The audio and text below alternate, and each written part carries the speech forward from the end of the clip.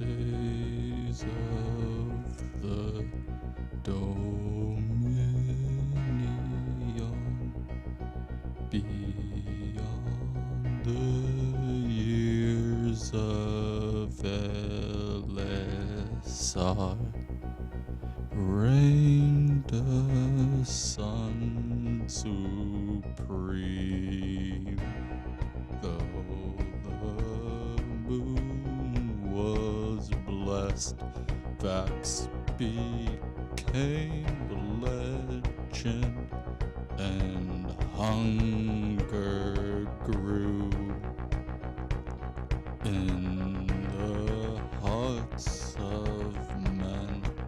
Shadows dormant stemmed from the dark tree. Discontent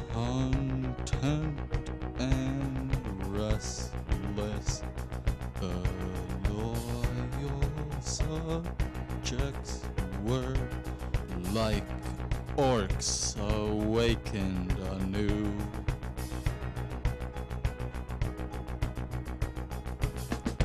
These were the cries that were heard in the fourth age, when times were better, woes were lesser, and actions much grandeur.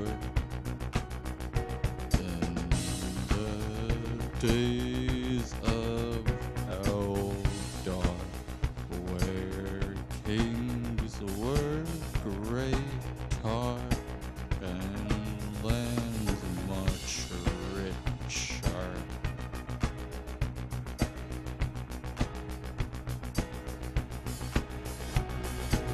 After Mordor was cleansed, ruling a lesser past, and son Eldarion ruled last. Though the legend fades, the truth shall remain. Now hear how men came. After the bearers sailed on elven fleets afar, men inherited the world.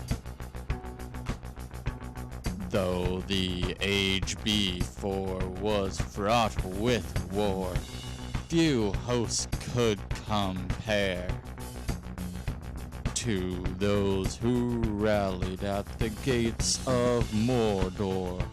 Life, limb, and more these soldiers gladly gave.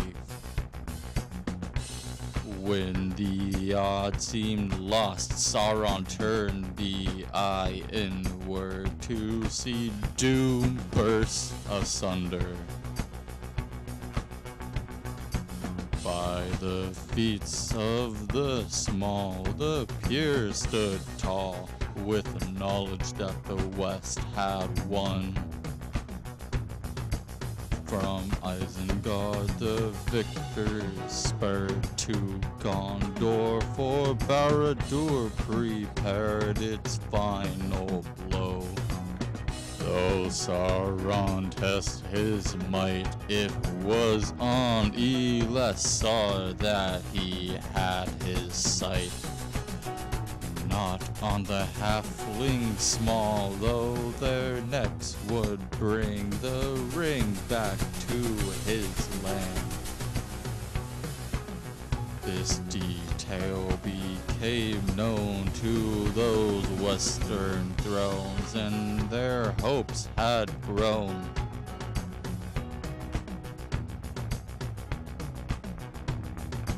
For now they realize, despite treacherous towers, paths of the dead, and ambushes awry, the Fellowship had survived.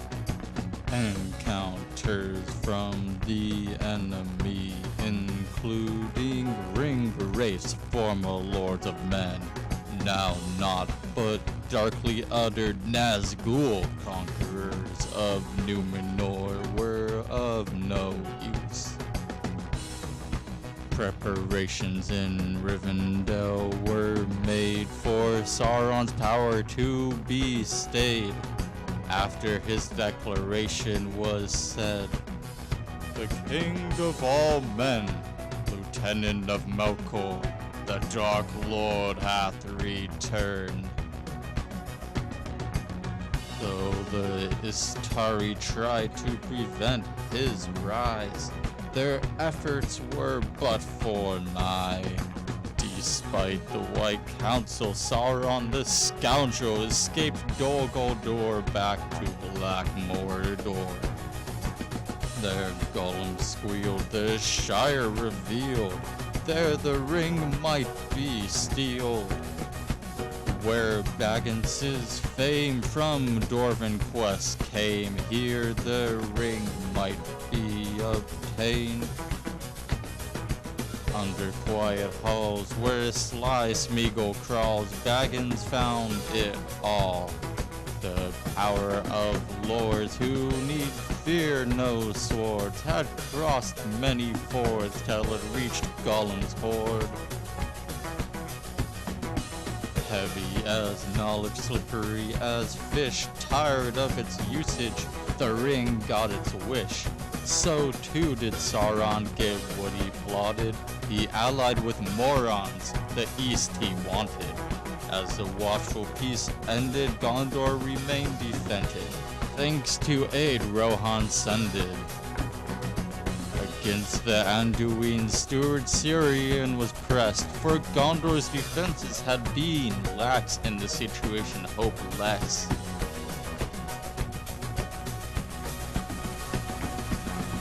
From eastern lands now shone the dark Foulcloth men ready to crush bone. But unfortunately for them, when Barondir braved the Red Arrow, they missed him by narrow. Barondir the Brave pled with Yorl the Young. Soon the Ethiod came, they galloped and swung.